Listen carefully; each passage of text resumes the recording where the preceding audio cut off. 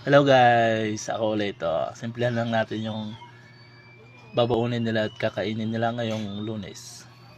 Ayan guys, naggisa lang pala ako ng ano dyan, bawang sibuyas. Pero pinirito ko na yung burger, yung ulam burger. Ayan.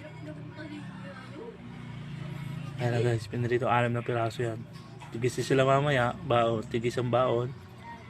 Sa punan nila, tigis sa uli. Ano lang kasimple guys, simplihan lang natin yung mga bawat bagay-bagay na ano nangyayari sa buhay natin. Simple lang, basta tiwala lang kay Lord.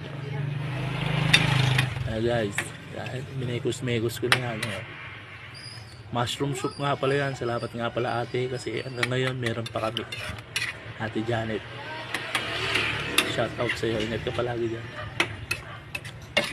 Ayun na guys, yan na, ayan na siya, gising siya, almusal na siya.